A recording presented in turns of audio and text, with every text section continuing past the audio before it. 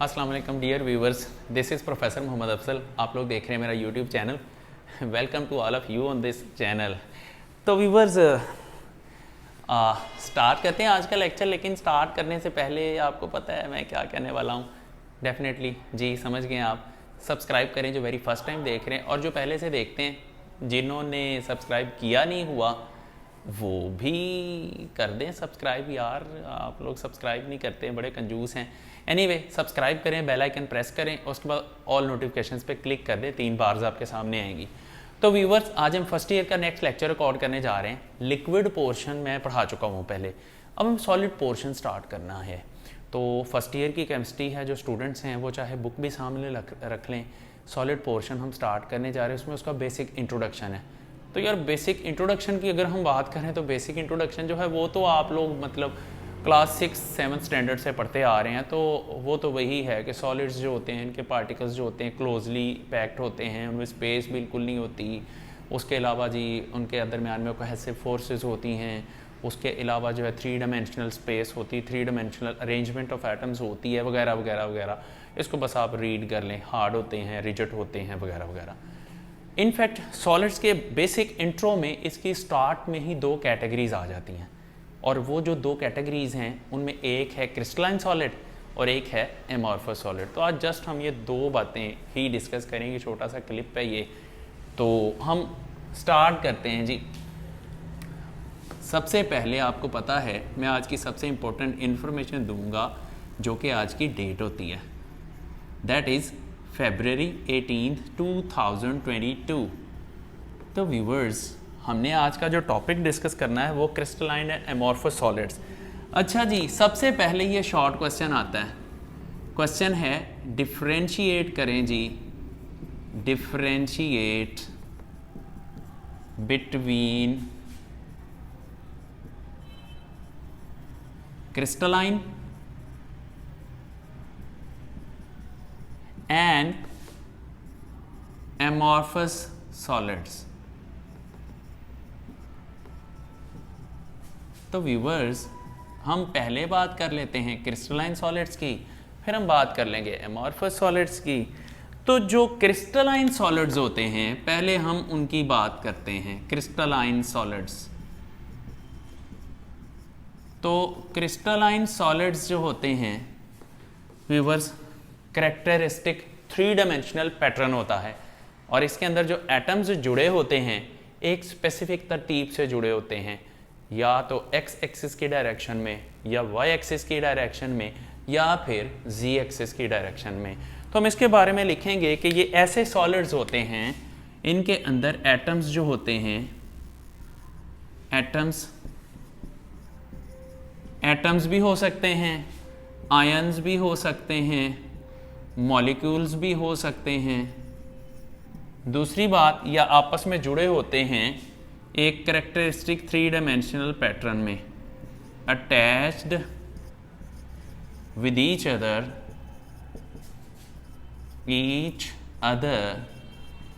इन आ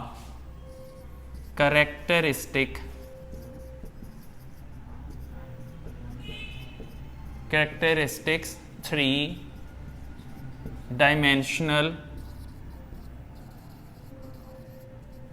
pattern.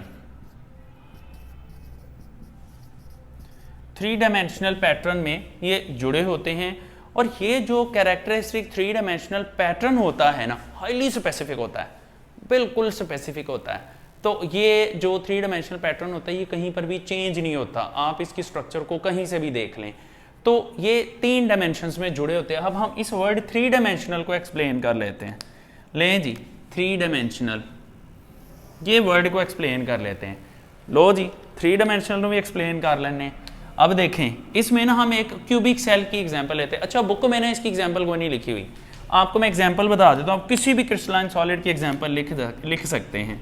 Examples में आगे इसकी काफ़ी सारी टाइप्स भी आनी है, वो मैंने आपको बतानी है। एग्जाम्पल्स क्वाइट सिंपल है, आप सोडियम क्लोराइड लिख लें, क्यूबिक होता है। सोडियम क्लोराइड की बात कर लें, आप सल्फ़र मोनोक्लिनिक रोम्बिक सल्फ़र की बात कर लें। डायमंड भी क्यूबिक होता है, आप डायमंड की बात कर लें। गाइस टेक्स्ट बुक में इसकी एग्जांपल्स नहीं लिखी हुई, आप कोई भी एग्जांपल दे सकते हैं। सोडियम नाइट्रेट की एग्जांपल दे दें, सिल्वर नाइट्रेट की एग्जांपल दे दें, बहुत सारी एग्जांपल्स हैं आपके पास। अच्छा, अब देखें ये 3 डायमेंशनल पैटर्न को मैं एक्सप्लेन करता हूँ। देखें, एक पार्टिकल है, लेट्स हैव अ पार्टिकल, ये एक पार्टिकल है, क्यूबिक सेल को मैं एक्सप्लेन करता हूँ। ये जब x डायरेक्शन में ग्रो करेगा तो इसकी x डायरेक्शन में ये पार्टिकल आ जाएगा। जब ये y डायरेक्शन में ग्रो करेगा तो एक पार्टिकल यहाँ आ जाएगा, और ये particle atom, ion, molecule, whatever कुछ भी हो सकता है। लें जी, ये यहाँ पे आ जाएगा, ये जब y डायरेक्शन में ग्रो करेगा। अब देखें, ये x डायरेक्शन में ग्रो किया, ऐसे आ गया। जब ये पार्टिकल y डायरेक्शन में ग्रो किया तो ऐसे आ गया। इसी तरह ये पार्टिकल x में तो इस तरफ को ग्रो कर गया, जब y में ग्रो करेगा तो इस तरह से आएगा, लाइक दिस। ये पार्टिकल y में ग्रो कर गया, जब z में x में ग्रो करेगा तो ऐसे आ जाएगा। लेकिन गाइस, ये तो 2 डायमेंशनल हुआ, हम तो 3 डायमेंशनल की बात कर रहे हैं। परेशानी की बात कोई नहीं है, हम इसको 3 डायमेंशन में भी ग्रो कर सकते हैं। कैसे? ऐसे ऐसे। देखें किस तरह से। इसको 3 डायमेंशन करना है तो इसको z डायरेक्शन में ग्रो करें। जब ये z डायरेक्शन में ग्रो करेगा तो यहाँ पर एक पार्टिकल आ जाएगा, ये इस तरह से। जब ये z डायरेक्शन में ग्रो करेगा तो यहाँ एक पार्टिकल आ जाएगा। जब ये z डायरेक्शन में ग्रो करेगा तो यहाँ पार्टिकल आ जाएगा। जब ये z डायरेक्शन में ग्रो करेगा तो ये पार्टिकल आ जाएगा। अब इन सब को बाकी डायरेक्शंस में ग्रो कर दें। इसको x में ग्रो करें, इसके साथ मिल गया। इसको y में ग्रो करें, इसके साथ मिल गया। इसको x में ग्रो करें तो इस डायरेक्शन में ये मिल गया, और लाइन थोड़ी सी होगी टेढ़ी, कोई बात नहीं, हम सीधी कर लेते हैं। और ये जब y डायरेक्शन में ग्रो करेगा तो ये यहाँ आ जाएगा। तो ये देखें, ये एक क्यूबिक सेल का स्ट्रक्चर बन गया, 3 डायमेंशनल स्ट्रक्चर। अब यार, इसकी खूबसूरती में भी तो इजाफा करना बनता है ना। चलें, मैं इसकी खूबसूरती में इजाफा कर देता हूँ, मैं इसकी फिलिंग कर देता हूँ। लाजिम बात नहीं है, आप लोग भी फिलिंग करें। आप लोगों के पास पेपर में टाइम बहुत थोड़ा होना है, आपने इस तरह से फिलिंग नहीं करनी, शोहे नहीं बनना। फिलिंग कर दे फिर वो तो उत्थे जाके पेपर पूरा ना होवे, इसलिए आपने ये फिलिंग फुलिंग के चक्कर में नहीं पड़ना। मेरे पास तो ऑप्शन है, मैं तो कलर्स भी यूज़ कर सकता हूँ, तो मैं कर रहा हूँ। मैं तो शोहियाँ मारूंगा भाईजान, आप लोगों के पास ये शोहियाँ मारने की ऑप्शन नहीं होगी। और इस तरह से मैंने इसका मुंह सब्ज़ कर दिया, आई मीन टू से ग्रीन कर दिया, और इसकी खूबसूरती में कर दिया मैंने इजाफा। अब दूसरी कैटेगरी है, वो है एमॉर्फस सॉलिड्स। या जो वर्ड एमॉर्फस होता है, amorphous solids, second category amorphous solids. तो गाइस, एमॉर्फस सॉलिड्स जो होते हैं, इस मनहूस का लफ्ज़ी मतलब ही शेपलेस है, इसकी कोई ख़ास शेप नहीं होती। इसका जो मतलब है दैट इज़ शेपलेस, इसकी कोई बूथी नहीं होती।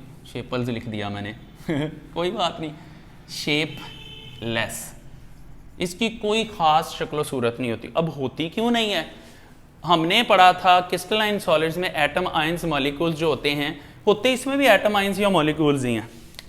इसके अंदर भी एटम्स हो सकते हैं, आयंस हो सकते हैं, मॉलिक्यूल्स हो सकते हैं। तो बच्चों, लेकिन फ़र्क है इनकी तरतीब में। लो जी, अटैच का टी मैंने बनाया ही नहीं, अटैच्ड लिखा हुआ था। चलें खैर, यही मेरी क्लास बैठी होती तो उन्होंने शोर मचा देना, सर जी अटैच लिखें, ये क्या लिख दिया है। एनीवे, हम बात करते हैं जी एमॉर्फस सॉलिड्स की। इसके अंदर एटम्स करेक्टरिस्टिक 3 डायमेंशनल पैटर्न में एग्जिस्ट नहीं करते। No definite pattern, no definite pattern. Atoms जो होते हैं कोई ख़ास डेफिनेट पैटर्न में नहीं होते, ये रैंडमली अरेंज्ड होते हैं। रैंडमली अरेंज्ड, रैंडमली अरेंज्ड, ये पार्टिकल्स इसके अंदर रैंडमली अरेंज्ड होते हैं। कोई 3 डायमेंशनल पैटर्न नहीं होता, कोई 3 डायमेंशनल ग्रोथ नहीं होती। बस इन्हें है कि पंजाबी में कहते हैं फड़ लो पड़ी होती है। बस एटम जिधर मर्जी उल्टे सीधे अटैच हुए होते हैं, बेतरतीबी से, कोई इनकी अरेंजमेंट नहीं होती। तो एग्जाम्पल्स इसकी आप जितनी मर्जी लिख सकते हैं। अब आप इतनी ज़िद करते हैं तो मैं एग्जाम्पल्स भी लिख ही देता हूँ। लो जी, लो पायन एग्जाम्पल्स जो हैं वो हम लिख देते हैं। उन्हें बता दें, 1 मिनट है बस। एग्जाम्पल्स हम लिख देते हैं। तो एग्जाम्पल्स इसकी देख लें। एग्जाम्पल्स में आप ग्लास की बात कर लें, आप बात कर लें ग्लू खैर सॉलिड नहीं होता, ग्लास की बात कर लें, प्लास्टिक है, रबर है, आप इसकी बात कर लें, प्लास्टिक, रबर, ये सारी की सारी इसकी एग्जाम्पल्स हैं। एटसेट्रा, वैसे एटसेट्रा का मतलब वगैरह वगैरह बनता है, लेकिन अगर आप इसको लहदा करके पढ़ें तो जब हमारे ज़हन से एग्जाम्पल्स ख़त्म हो जाती हैं हम कहते हैं एटसेट्रा। इसको आप कह सकते हैं एंड ऑफ थिंकिंग कैपेसिटी, है ना मज़े की बात। अच्छा खैर कोई बात नहीं, अब इसे आगे चलते हैं, आखिरी बात आगे करते हैं। अच्छा, अमॉर्फस सॉलिड्स में हमने कहा कि एटम्स की कोई ख़ास तरतीब नहीं होती। अब ये दोनों डेफिनेशंस बुक में बड़ी क्लियर लिखी हुई है, आप वहाँ से कर सकते हैं। अब ना हम बात करते हैं क्रिस्टलाइट्स की। एक छोटी सी टर्म होती है दैट इज क्रिस्टलाइट्स। क्रिस्टलाइट्स, तो जब हम क्रिस्टलाइट्स की बात करते हैं यार, अमॉर्फस सॉलिड्स के अंदर ही आती है ये बात।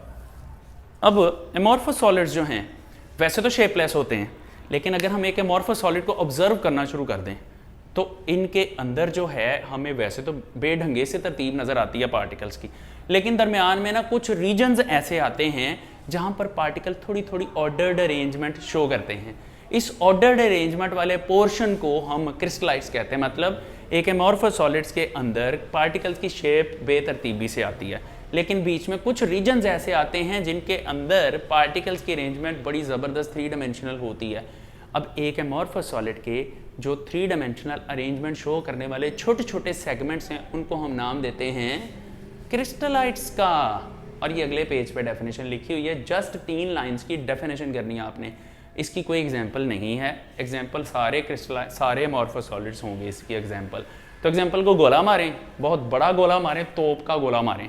तो एनीवे व्यूअर्स, वीडियो काफ़ी बड़ी हो रही है तो फिर वो मेरे लिए अपलोड करना मुश्किल होती है। पाकिस्तानी होने के प्रॉब्लम्स, इंटरनेट बड़ा वीक किस्म का है तो अल्लाह अल्लाह करके अपलोड करता है, तो कैमरे की रेजोल्यूशन भी कम करना पड़ती है जस्ट रिकॉर्डिंग पर्पज़ के लिए। कितना मजलूम हूँ मैं। एनीवे कोई बात नहीं, प्रॉब्लम्स को तो फेस करना पड़ता है। तो गाइज़ आज हम यहाँ क्लोज़ करते हैं। इसकी प्रॉपर्टीज़ हैं क्रिस्टलाइन सॉलिड्स की, तो वो पढ़ेंगे कल के लेक्चर में। स्टे कनेक्टेड, ऐसे नहीं जाना, ऐसे नहीं, पहले सब्सक्राइब करें, बेल आइकन प्रेस करें, ऑल नोटिफिकेशंस पे क्लिक करें, मेरे लिए दुआ करें, दोस्तों में लिंक शेयर करें और फिर चुप करके आप लॉग ऑफ हो जाएं। थैंक यू वेरी मच, अपना ख्याल रखिएगा, अल्लाह हाफ़िज़।